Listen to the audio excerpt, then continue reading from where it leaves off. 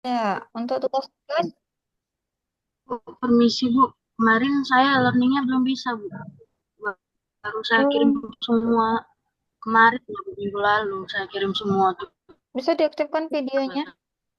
tugas saya Bu. Karena Biasanya dari sepertinya email. kamu minggu lalu nggak masuk ya. Masuk saya Bu, selalu Zoom. Yang kemarin menginfokan bahwasanya tidak bisa mengakses e-learning kan? Bukan Bu, saya udah masuk dari yang pertama Bu. Nah, ini ya pengirimannya tugas pertemuan berapa yang tidak bisa Aurora? Udah saya kirim semua Bu, sebelumnya saya kirimnya dari email Bu. Ini sudah bisa diakses e-learningnya, maka kamu kirim kembali dari e-learning. Iya Bu, semuanya. Nah, kalau Sampai UTS itu masuk Bu. saya rasa sudah tidak bisa ya. UTS tidak dari e-learning kan? Apa Bu? UTS kamu laksanakan tepat waktu pengirimannya. UTS, UTS tepat waktu Bu, itu kemarin sebelum UTS sudah bisa Bu. Oh, oke. Berarti sesudah UTS ya, bermasalah. Iya. Enggak, Bu. Sebelum yang bermasalah itu mungkin pertemuan masih di pertemuan 456 Bu. Habis itu saya kirim semua, Bu. Tugasnya dari situ. Itu nggak apa-apa kan, Bu?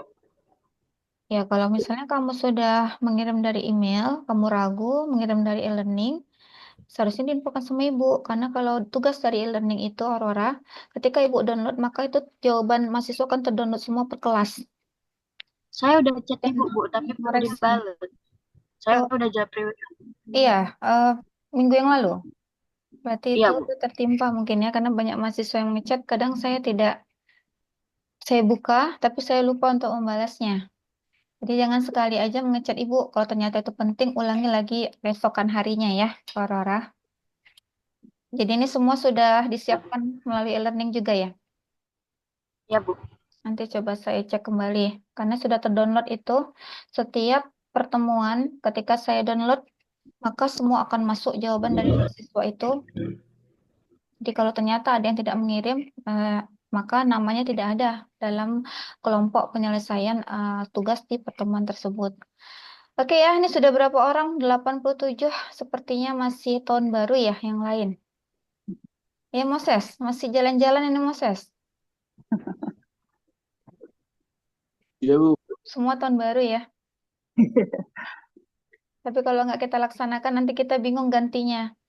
Harus dilaksanakan karena minggu depan kita sudah ujian. Jika kita tidak laksanakan hari ini, maka menggantilah hari lagi dan menjadwalkan ulang.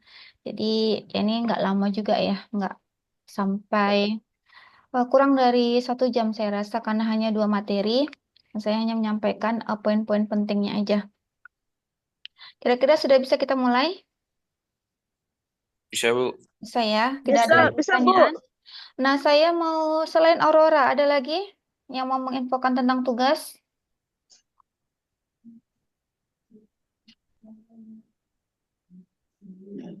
Tidak ada? Bu, untuk tugas satu itu tugas video animasi masih bisa dikumpul nggak Bu?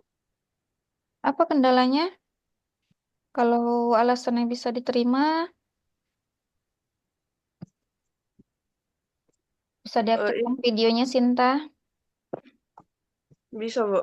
Nah, Ibu kan tidak terlalu ketat ya dari awal Ibu katakan ketika kita komunikasi sebaiknya kita bertatap muka walaupun tidak secara satu tempat ya, kita hanya via Zoom. Oke, diposisikan silahkan Sinta Grace. Wajahnya Ibu nggak kelihatan. Iya, Bu. Nah, kenapa ini Sinta? Alasannya mengapa baru sekarang mengirim sementara ini sudah mau akhir-akhir pertemuan? Saya lupa Bu ngirimnya Bu. Nah, kalau lupa itu alasan yang bisa diterima atau enggak Tinggal, itu? tinggal tugas satu aja Bu. Kok tugas lainnya udah siap semua. Ya, silakan kamu kirim, tapi Ibu tidak tahu ya harus apakah itu unsur-unsur penilaiannya memenuhi semua karena udah Ibu infokan sebelumnya bahwasannya pengiriman tugas itu sesuai dengan arahan Ibu kapan waktunya dikumpul dan berbatas waktu. Mengingat jumlah mahasiswa yang Ibu ada di sini ya, Ibu sebagai dosen pengampuhnya. itu ratusan lebih. Dan itu akan menyulitkan dosen ketika si mahasiswa tidak bekerja sama untuk mengirim tugasnya tepat waktu. Ya, itulah Sinta, kamu kirim aja. Tapi kalau lewat dari hari ini itu ibu tidak, kamu ambillah risikonya ya. Iya, Bu. Oke, ada lagi yang lain? Bu, Oke, silakan Bu Siti kembali ya sepertinya. iya, iya Bu, iya Bu. Bu, kalau tugas 7 itu kan tentang proposal Bu, dan saya belum mengirim tuh Bu. Itu kapan ya batas waktu terakhir pengirimannya Bu? Hari ini Bu, Oh hari ini Bu terakhir. harusnya hari Jumat. Benar nggak Oh iya Moses? Bu. Moses ada informasi nggak sama teman-teman? Ada Bu, ada. Cuman Bu, Ada Bu. karena banyak juga tugas Bu. Di samping juga saya ibu rumah tangga. Kan Oke. saya pun masuknya di pertengahan Bu, nggak dari awal. Jadi saya SKS Bu, sistem kebak semalam gitu mengerjakan tugas ibu. Jadi saya pun juga kurang sehat. Jadi saya minta kalau bisa tugas 7-nya itu karena mengenai proposal kan Bu. Kemarin ibu bilang kan proposal itu tidak satu lembar. Kalau proposal itu kan banyak dan itu juga harus benar-benar cara pembuatannya. Karena itu saya belum siap Ibu. Jadi boleh nggak Bu dikumpulkan hari Minggu gitu Bu? Karena hari ini juga masih ada tugas Bu. Ya, itu pilihan Ibu Siti ya. Karena kalau dari tugas kan mahasiswa yang memilih yang mana yang mau didahulukan. Kalau seandainya Ibu Siti mau mengirimkannya di hari Minggu, ya silakan. Ya terima kasih Bu. Bu, saya mau juga tanya tentang tugas, Bu. Apa itu?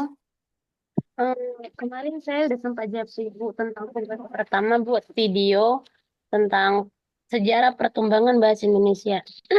Kebetulan waktu saya upload, ternyata ada kendala. Kendalanya di mana? Eh, Videonya terlalu besar, Bu. Jadi, saya itu selain videonya terlalu kebesaran, saya juga kehabisan kuota. Padahal di situ udah deadline 1 hari dan kuota saya habis. Jadi saya baru bisa kirim video itu terlambat 1 hari, Bu. Kira-kira itu Ibu terima apa enggak? Jadi istilahnya itu saya kirim tugas itu hari Minggu pagi, Bu. Itu via email. Ada Itu menginfokan sama Ibu nggak? ada, Bu, ada. Tapi Ibu nggak balas juga pesan saya. Oke. Tapi saya tetap kirim tugasnya melalui email. Oke, nanti Ibu coba cek kembali ya.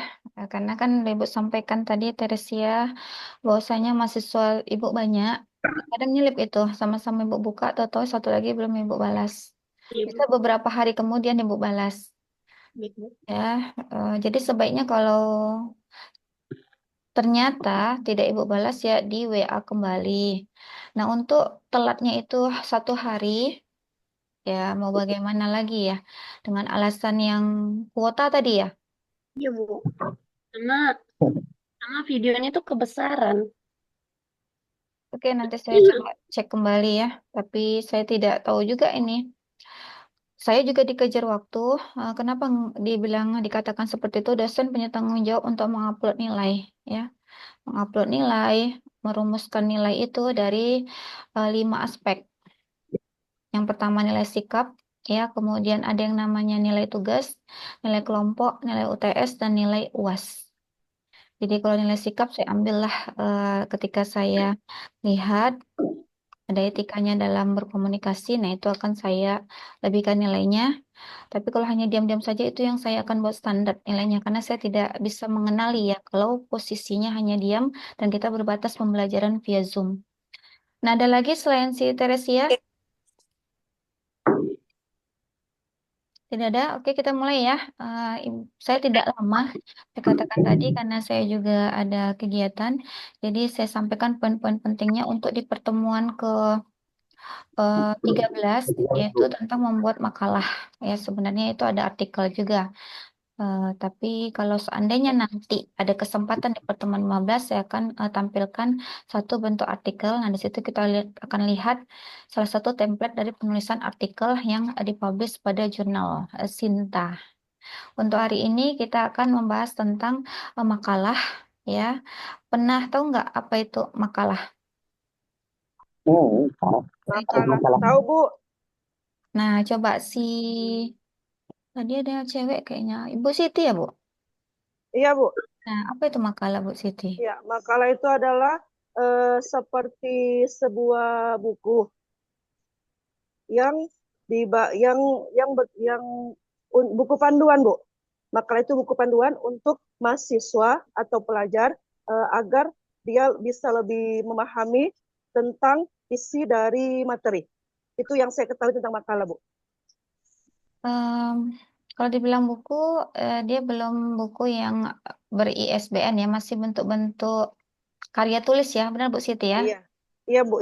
Seperti itu, Bu. Iya, Bu. Kalau misalnya proposal, apakah proposal itu makalah? Iya, termasuk makalah.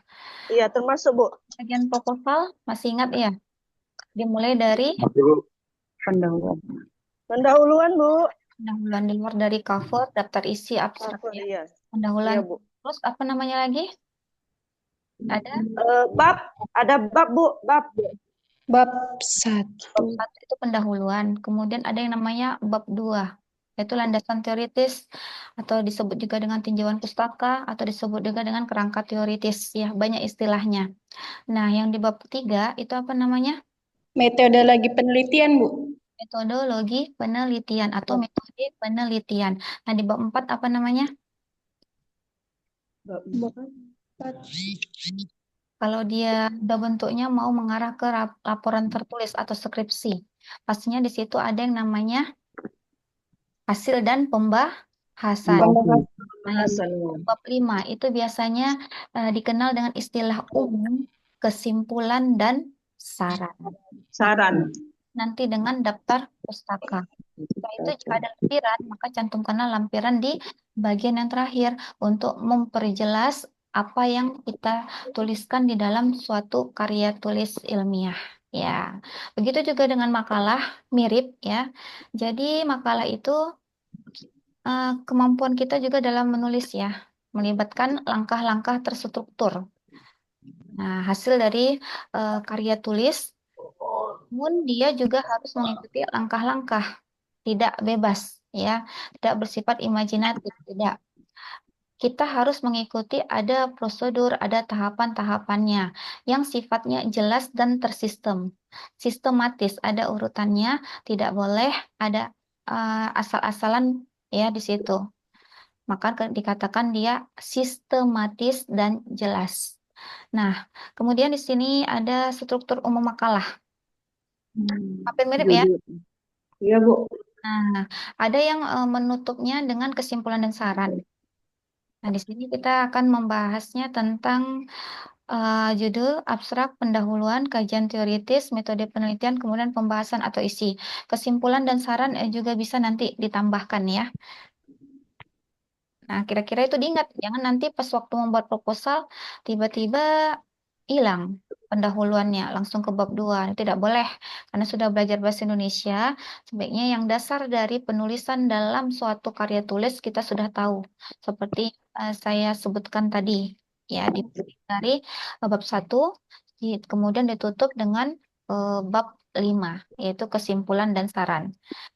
Pelengkapnya itu di depan biasanya ada cover, ya, daftar isi, daftar gambar, daftar tabel, kemudian yang di akhir itu ada penutup, ya, yang terakhir bukan penutup ya, namanya daftar pustaka dan disertakan dengan lampiran, ya.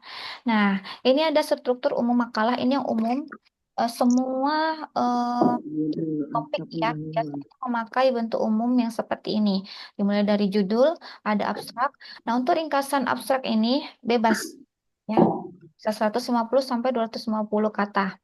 Kalau di proposal atau artikel biasanya dibatasi oleh si pengelola jurnalnya dari 300 sampai 500 kata. Tapi kalau untuk makalah dia lebih fleksibel ya. Kita lihat di sini pendahuluan seperti biasa. Di dalam pendahuluan umumnya itu terdapat latar belakang masalah. Apa masalah yang mau dikaji, apa masalah yang mau dibahas dan dituliskan dalam makalah tersebut. Nah, kemudian ada rumusan masalahnya. Biasanya kalau rumusan itu dibuat dalam poin-poin. Ya. Yang satu Asalnya tentang apa? Yang kedua, tentang apa? Yang ketiga, tujuan penulisan. Biasanya kalau tujuan penulisan ini ada kaitannya dengan rumusan masalah. Ya, apa tujuannya kita menulis makalah tersebut? Kemudian yang keempat adalah manfaat makalah. Nah, manfaatnya apa? Bisa ditinjau dari beberapa aspek untuk diri penulis ya, sebagai seorang mahasiswa, untuk instansi, apakah masalah tersebut terdapat di suatu perusahaan, di suatu sekolah, apa manfaatnya ketika kita membuat suatu makalah yang terkait dengan perusahaan ataupun sekolah yang kita tuju sebagai lokasinya. Ya, itu bisa kalau untuk proposal. Nah, kemudian yang selanjutnya di sini sama ya, seperti kaitan di pertemuan yang lalu, ada yang namanya kajian teoritis, landasan teoritis ya, atau tinjauan pustaka. Itu ada beberapa istilah. Nah, yang kelima ada yang namanya metode penelitian. Yang keempat itu maksudnya apa? Siapa yang masih ingat? Apa yang mau kita tuliskan di kajian teoritis? Kajian teoritis itu Bu, jadi kita harus nyari sumber-sumbernya itu yang benar-benar dari penelitian sebelumnya gitu Bu. Udah ada penelitian sebelumnya terkait yang kita ambil teorinya. Ya, benar. Misalnya kalau kita tinjau dari apakah biaya produksi mempengaruhi hasil atau laba keuntungan suatu produk? Kita akan cari penelitian yang menunjukkan atau yang membuktikan bahwasanya ternyata biaya produksi itu mempengaruhi laba atau keuntungan.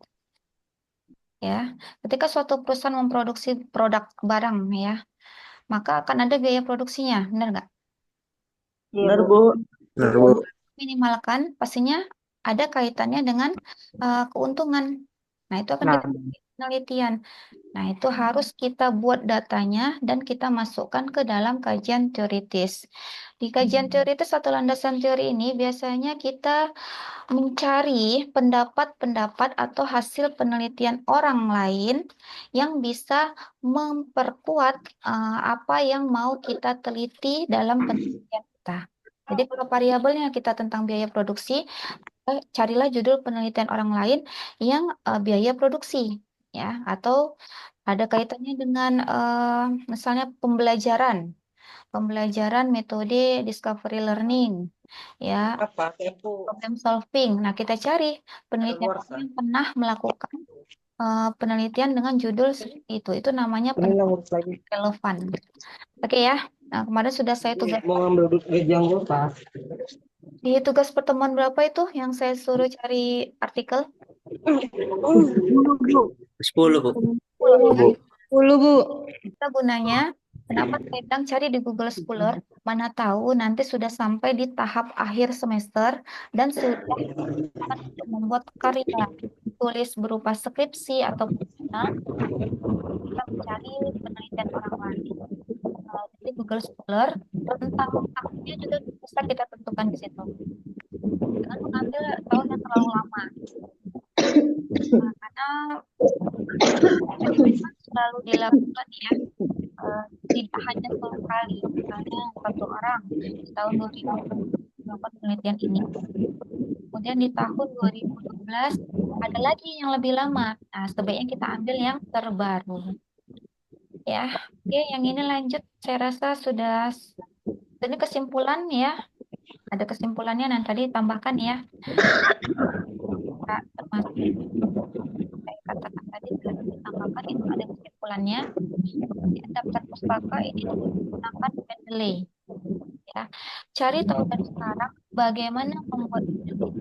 Kemudian jika ada waktu, cari tahu cara membuat daftar isi otomatis. Untuk apa itu gunanya? Untuk mempermudah kita mencantumkan halaman, tidak lagi secara manual. Karena masih panjang ya. Putus-putus. Izin Bu, ribut kali izin Bu. Bu, izin Bu. Kurang dengar Bu suaranya Bu. Ya, saya mute-kan dulu.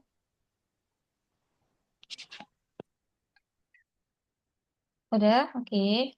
Saya ulang kembali ya.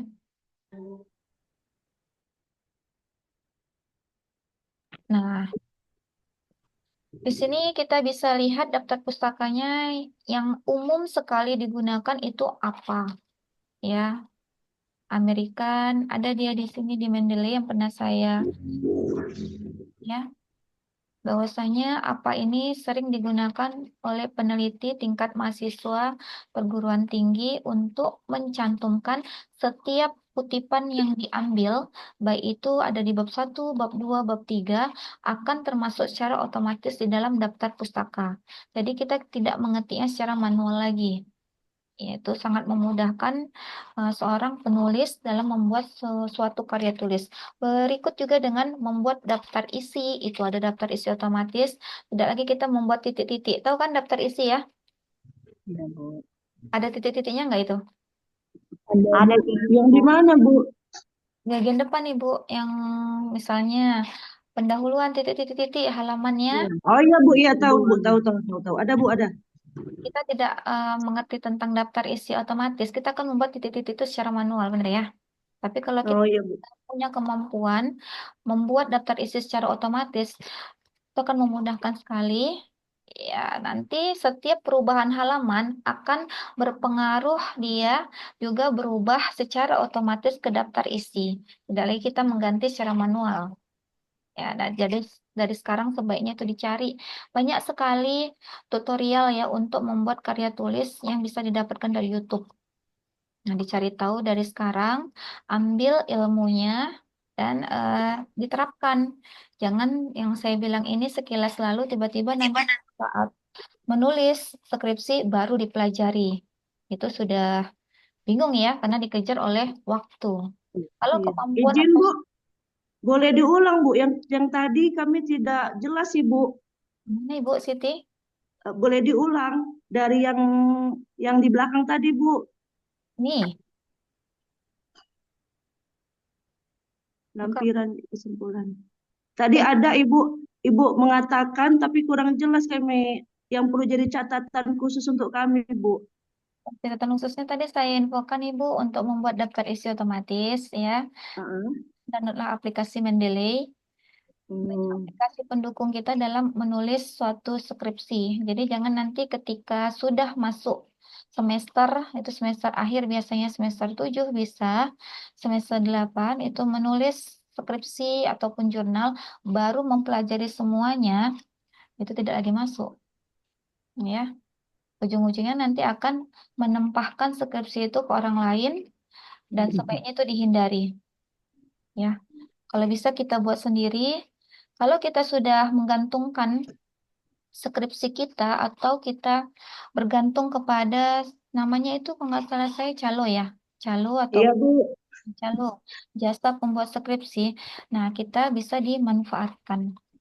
Jadi hati-hati ya, semuanya dari awal saya katakan tidak susah membuat skripsi ataupun jurnal itu asalkan ada kemauan untuk mempelajarinya. Ini kan Bu Siti, artinya Bu Siti juga punya kemauan untuk itu. Insya Allah, Bu. Setiap Sepertinya sudah lupa, Bu, karena sudah lama, Bu.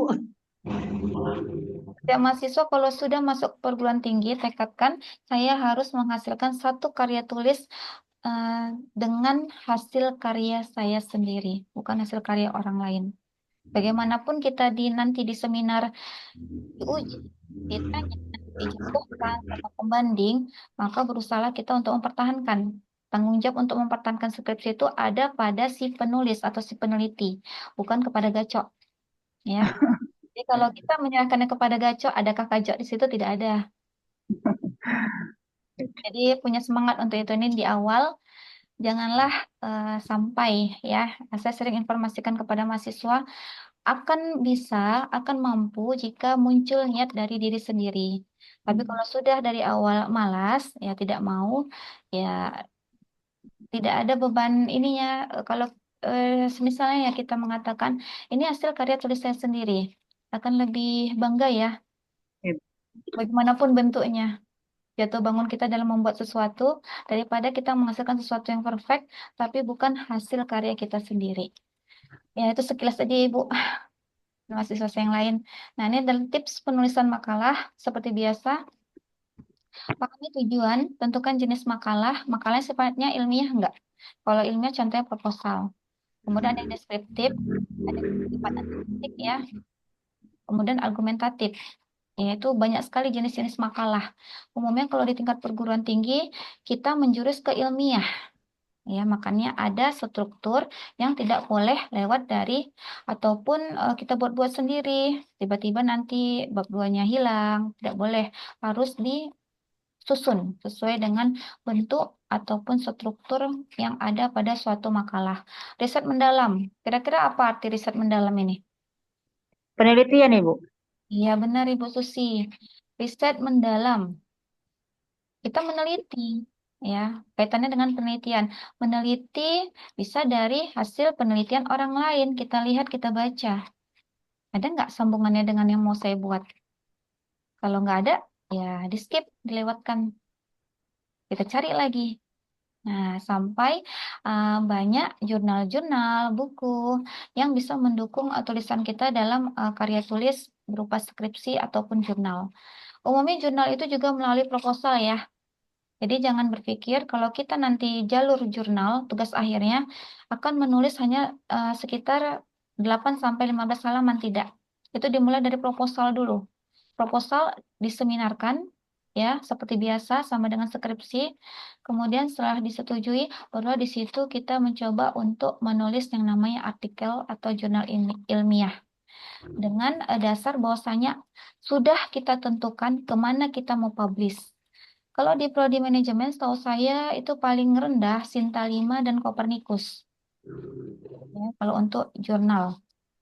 Kami udah Sinta 4 disuruh buat, Bu. Oh, John sudah Sinta 4. Sinta 4. Udah, Bu. Iya, Bu. Mikroekonomi kami udah bintang 4, Bu. Makanya pusing, Bu. Semester 1 ini. Iya, semester 1, Bu. Semester 1. Itu. Ya. Jadi sebenarnya Astrid dan John, jangan takut akan Sintanya ya. Duitnya yang takut, Bu. Ya, benar. Dan satu lagi ya yang mau Ibu katakan, Sintanya jangan takut, duitnya satu takut. Nah, yang kedua, yaitu kamu harus punya kesepakatan apakah dipublish atau tidak. Benar nggak? Dipublish harus, Udah Bu. jelas, Bu, publish. Ada namanya LOA. Ya, LOA itu pun bisa dilanggar oleh si pengelola jurnal. Jadi hati-hati dengan berbagai alasan. Jadi kalau Tempatnya ada yang tahu, Ibu, kira-kira, Bu, di mana publish yang baik gitu, Bu. Soalnya udah banyak kami tanya rata-rata 3,5 ke atas, Bu. kalau Sinta 4, kalau Ibu cari sendiri, Ibu hubungi pengelola jurnalnya.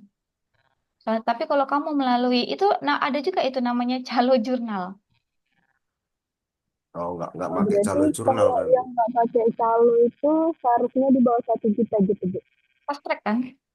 Itu istilahnya fast track ya. Untuk yang lain itu yang baru dengar ada namanya fast track. Fast track itu di mana kita membayar lebih berlipat ganda, tapi dengan kepastian bahwasanya tulisan kita akan memang dipublish.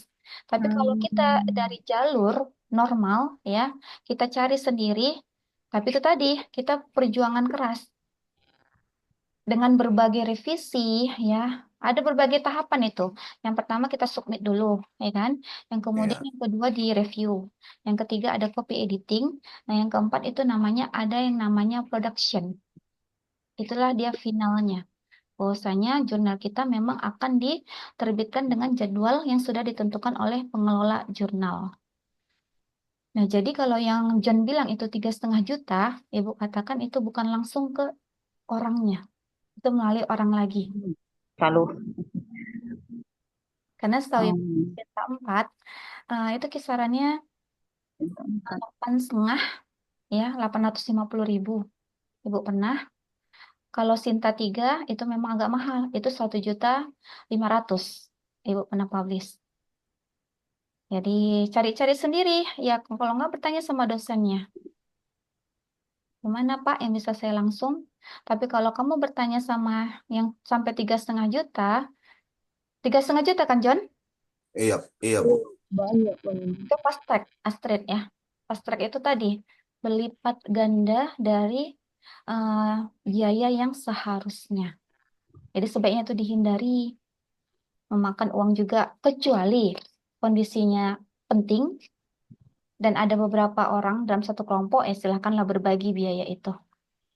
Tapi kalau dalam waktu yang lapang, alangkah baiknya kalau belajar untuk mempublishnya secara sendiri. Dihubungi. Ketika kita membuka, kan sudah Ibu tugaskan untuk mencari artikel di Google Scholar kan? Nah, dibuka itu. Pasti akan kita tahu ini jurnal apa namanya. Benar nggak Astrid? Iya, Bu. Nah, Ada, Bu. kita langsung ke OJS-nya. Apa tuh OJS? Dia biasanya tampilan dari si jurnal tersebut. Nah, akan ada itu nomor WA ataupun email yang bisa dihubungi. Disitulah kita bisa langsung menghubungi pengelola jurnal secara langsung. Dan biaya pun bisa kita lihat dari situ. Dosennya tidak menjelaskan. Dosennya ada ngejelasin, Bu, tapi katanya paling mahal 700. Begitu kami dapat rumah jurnal sampai 4 juta, kami terkejut lah, Bu. Ya, memang iya. Kan yang benar Ibu katakan kan 700, 850. Nah, itu pun udah sama kami, dosen udah agak mahal. Kalau memang si pengelola jurnal itu memang betul-betul tulisan kita, dia mau sekitar kita bayar 500, 600 dia mau. Kok memang tulisan kita berisi ya. Nah, itu akan menambah kualitas dari jurnal dia. Jadi itu pun harus difilter, disaring sama mereka. Layak dipublish di jurnalnya, di websitenya atau tidak. Makanya ada yang namanya itu tahapan submit, kemudian ada review. Nah, lihat nggak itu John? Yang lain? Nggak? Lihat Ada, Bu, Bu. lihat. Iya. Udah Ada Bu. pernah Nah, kami ketika submit kita juga dan udah sering ditolak. sering ditolak, berarti tulisannya yang harus dicari temanya. Kadang pihak pengelola jurnal itu juga ada sombong-sombongnya ya, kalau Ibu bilang. Iya Bu. Iya, karena kita butuh. Benar ya, kita yang butuh. Maksudnya mereka tuh rata-rata nolak karena template-nya yang kurang pas gitu, Bu, atau Kalau copy yang template itu bisa diperbaiki. Isinya yang penting. Isinya berarti Itulah pusingnya Bu. isinya Tiap berarti kurang diminati sama si pengelola jurnalnya. Nah, kalau template, jika seandainya isinya kita sudah pas, kemudian penulisan kita kurang baik, nah itu akan bisa diinfokan oleh si pengelola jurnalnya. Tapi kalau sudah isinya mereka tidak tertarik, mereka akan tolak. Ke tahap review, tiba-tiba didiamkan aja. Nah, itulah belajar dari sekarang. Ini kalau boleh tahu Ibu Astrid dan John, prodi apa? akuntansi Bu. Ya, akuntansi. Akuntansi itu sering mengarahkan ke jurnal ya. Untuk tugas-tugas benar kan? Iya Bu. Nah, kalau prodi manajemen, Pak I ada Ibu Susi. Oh, nggak tahu, Bu. Saya piawut, Bu. Piot ada Bu? Nggak ada ya? Nggak ada, Bu. Belum belajar, Bu. Karena Bu, tergantung dari prodinya. iya, izin Bu. Iya, Bu Siti. Nah, seperti yang saya dengar Bu, sekarang ini skripsi itu tidak dipakai lagi, gantinya dengan jurnal. Apakah itu benar Bu? Kalau di Pancabudi itu masih diperbolehkan nih, Bu. Ada 3 pilihan. Ada yang skripsi, ada jurnal, ada kemudian buku monograf. Tergantung komunikasi si mahasiswa dengan dosen pembimbingnya. Apabila Itu apa bedanya Bu, skripsi dengan jurnal? kalau skripsi Gimana? ada tahapan. Yang pertama itu namanya seminar proposal, seminar hasil, kemudian sidang. Kalau jurnal, seminar proposal, dia langsung ke sidang. Oh, jadi tidak ada risetnya Bu? Ada riset, tetap ada riset, Tetap namun ada penelitian? hasilnya tidak ada. Itu akan dicantumkan nanti di artikel jurnalnya, yaitu pada pembahasan. Tetap ada penelitian. Kemudian Bu, bentuknya itu sama Bu? Format format kemasannya Bu, kayak skripsi, seperti skripsi kan dianya ada jilid luxnya gitu. Kalau jurnal juga di lux. Kalau setahu saya, jurnal itu nggak pakai jilitan lagi ya. Paling Oh diinfokan iya, linknya, ya. oh Apakah pakai link. publish? Nah, kalau skripsi memang harus. Itu kan ada di Mm-mm. perpustakaan ya. Nah, Iya iya, ada daftar pusakanya Bu. itu saya belum dapat Ibu. Ibu jurusan Oh juga. Iya, Bu? Ibu jurusan apa? Iya, Biakut, Prodi? iya, Piaut, Bu, Piaut. Iya. Nah, saya rasa itu ya untuk materi ini. Nah, nanti silakan dibaca. Kira-kira ada pertanyaan? Udah banyak tadi ya pertanyaan. Nah, untuk tugasnya, nanti saya berikan tema. Tema itu berlaku untuk umum, untuk judulnya bebas. Judul silakan tentukan sendiri, temanya ada. Buatlah hanya bab 1. Ya, bab 1 itu unsur-unsurnya yang masih tidak seperti proposal skrip, proposal untuk skripsi ya. Dia ada yang namanya, tadi masih ingat nggak? Yang pertama apa? Latar. Belakang. Nah, yang kedua, Rumusan masalah. Rumusan masalah. masalah yang ketiga apa lagi? Metode lagi penelitian, Bu. Manfaat Metode itu ke bab 3. Ibu hanya minta bab 1. Yang ketiga apa? tujuan Manfaat penelitian. penelitian. Penelitian Tujuan itu penelitian. Yang terakhir. manfaat penelitian, Bu. Manfaat. Empat itu harus ada di dalam bab 1 dan itu yang saya minta. Boleh pakai Word, nggak usah pakai tulisan tangan. Pergunakan aja Word. Kalau udah karya tulis yang sifatnya proposal, skripsi, nggak mungkin kita menulis tangan ya. Tapi kalau paragraf, puisi, itu kita pakai tulisan tangan. Nah, Bu, nanti ada di e-learning kan, Bu? ada Ibu, nanti dicek aja ya, Ibu. Iya, Bu. Makasih, Bu. Ya, ini saya tutup biar kita nggak Bu, lama. Ibu, izin Ibu, tadi udah absen, saya belum absen, izin Ibu. Oh iya Ibu, syukur Ibu. lama, Bu. Kalau sudah lewat ini Zoom-nya mati sendiri. Iya, Bentar Bu. ya. Kita absen dulu ya. Saya share Ya, Bu. dulu. Baik, Bu.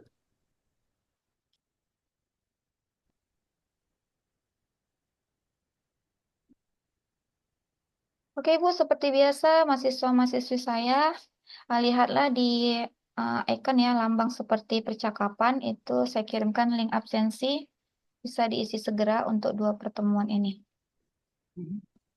Kalau sudah diinfokan ya. Apakah sudah ada Bu Susi? Oh, sudah izin Ibu.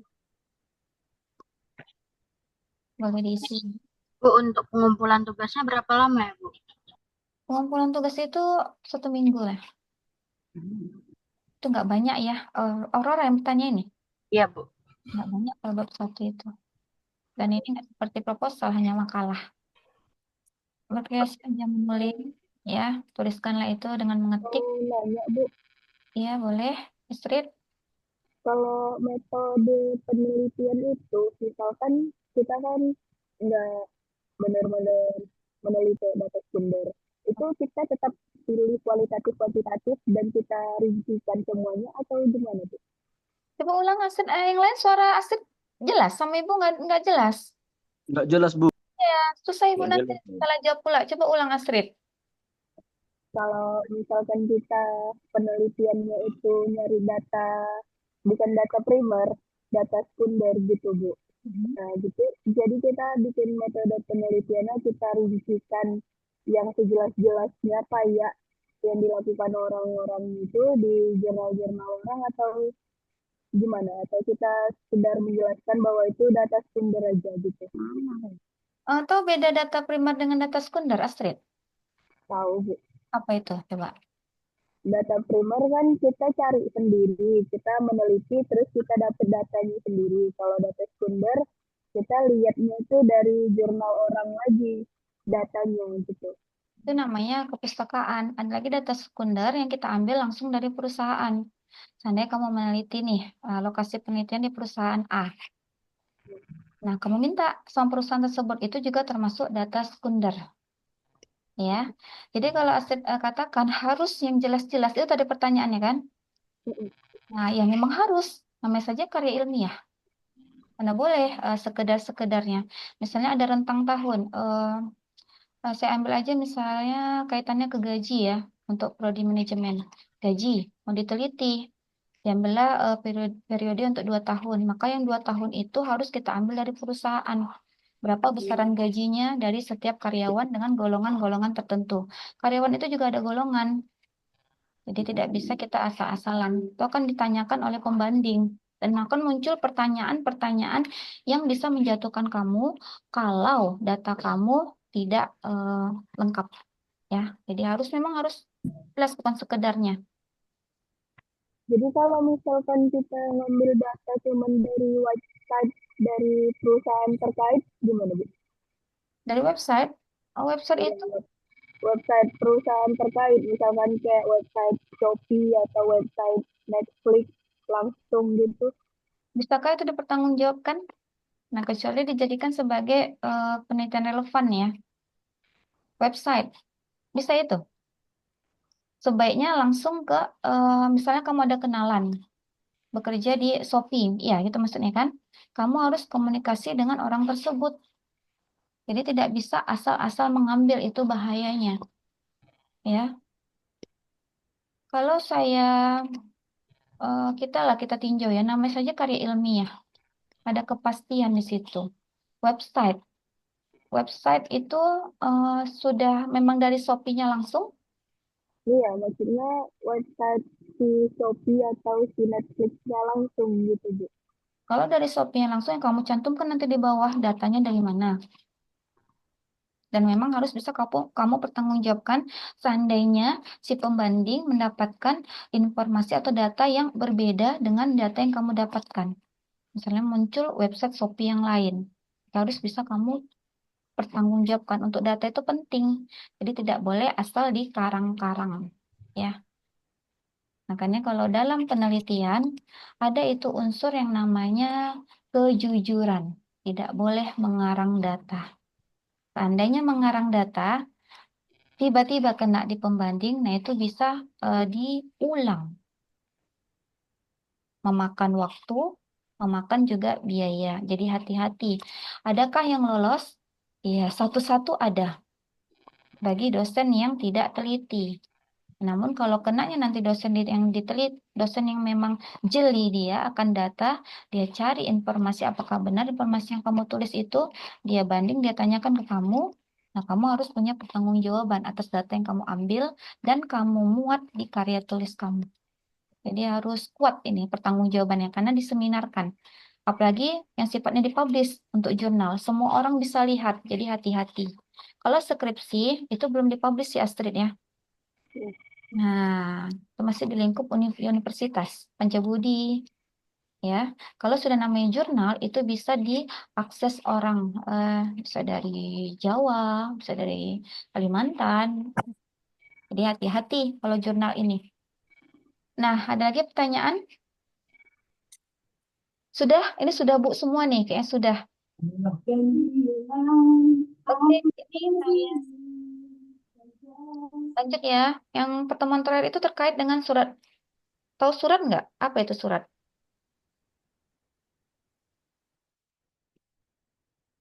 Ada yang tahu nggak surat apa ya? Surat. Ada surat resmi, ada surat non-resmi.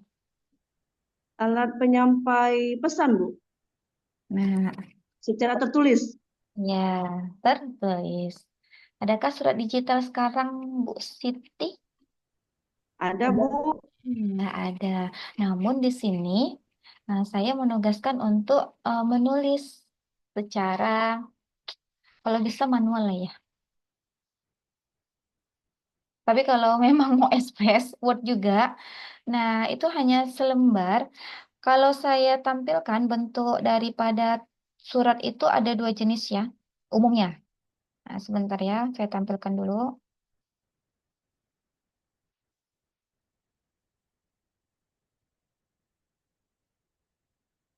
Sudah kelihatan nggak? Belum, Ibu. Belum ya Bu Siti? Astrid belum juga ya? Belum. Udah, Bu. Udah, Bu. Udah, Bu. Contoh surat resmi. Ini kan Ibu-ibu. Iya, Bu.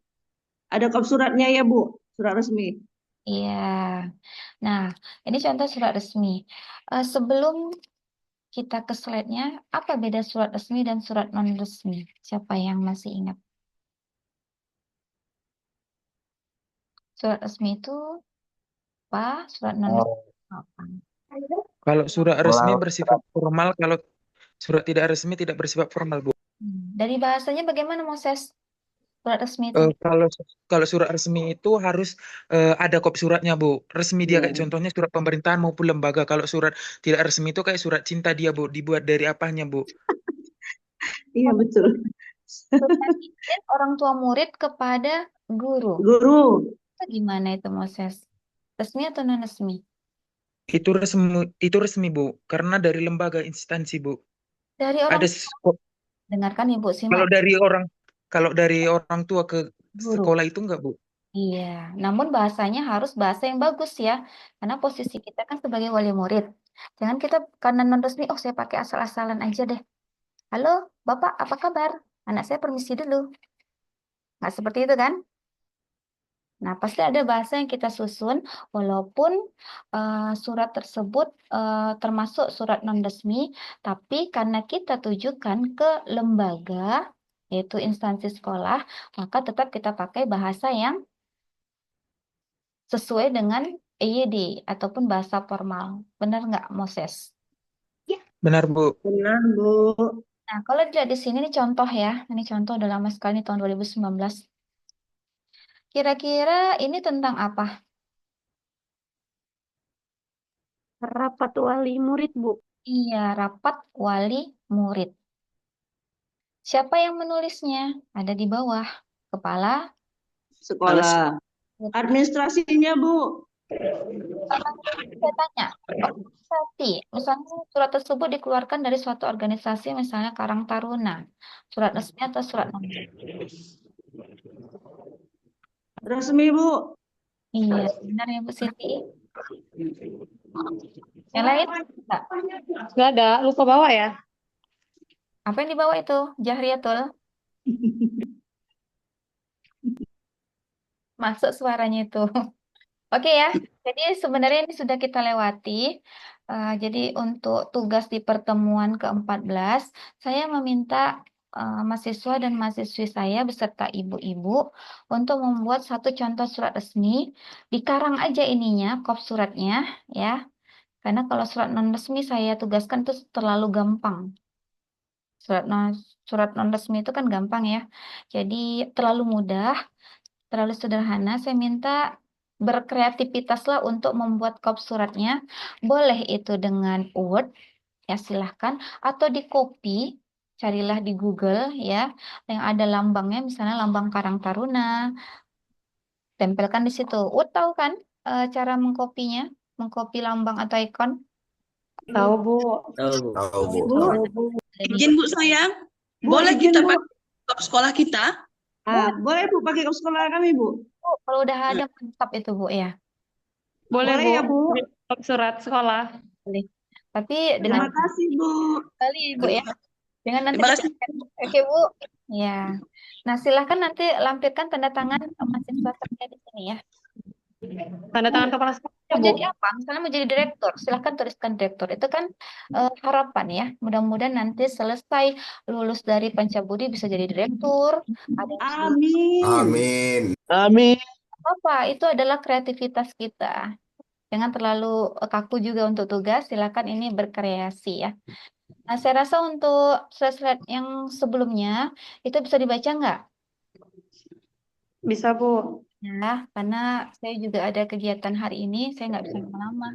Tepat di 1 jam, saya harus akhiri pertemuan hari ini. Dan untuk minggu depan, saya pesan untuk mahasiswa dan mahasiswi beserta ibu-ibu, hadirlah Zoom tepat waktu ya, karena di situ kita akan melaksanakan UAS, namun ada juga materi pertemuan 15 yang harus saya sampaikan. Dan minggu depan adalah Zoom kita yang terakhir. Tidak ada lagi pertanyaan Bapak pula ini kan. Ya. Kalau ngaji Izin Ibu kelas bertanya, kalian ke Bapak dan Ibu. Jadi, izin Ibu cantik, saya bertanya boleh? Bu Sopni. Nanti kalau nanti kita UAS Bu, kan ini ya via Zoom ya? Enggak Ibu, kita Zoom dulu. Udah Zoom sebentar Ibu untuk materi pertemuan 15. Maka akan saya arahkan untuk menyelesaikan UAS di pertemuan ke-16 di hari juga. Ya, terima kasih. Tatap muka online, Bu. online. Oh ya Bu. UTS ini Ibu atau maaf ini Ibu sudah kakak-kakak tuh gimana nih Jahri Ibu Jahriatul sudah bekerja? Sudah Bu, saya sudah mengajar. Mengajar ya, berarti saya panggilnya Ibu ya. Jadi Ibu, kalau sifatnya ujiannya online, seperti UTS juga, kirimlah penyelesaiannya melalui e-learning berbatas waktu. Ya, Bu. Iya Bu. Ada lagi pertanyaan? Sudah, Astrid, Moses, Bu, untuk Enggak, pertemuan benar. ini sudah, oke ya. Selamat mengerjakan. Ya, sebaiknya untuk 1 minggu ini juga dipersiapkanlah dirinya untuk menghadapi ujian akhir semester di minggu depan. Ya, semoga mendapatkan nilai yang memang diinginkan dan diharapkan, yaitu adalah nilai A. Insya Allah Bu. Doain kami sehat ya Bu. Amin. Amin. Selamat pagi. Waalaikumsalam, Bu. Waalaikumsalam.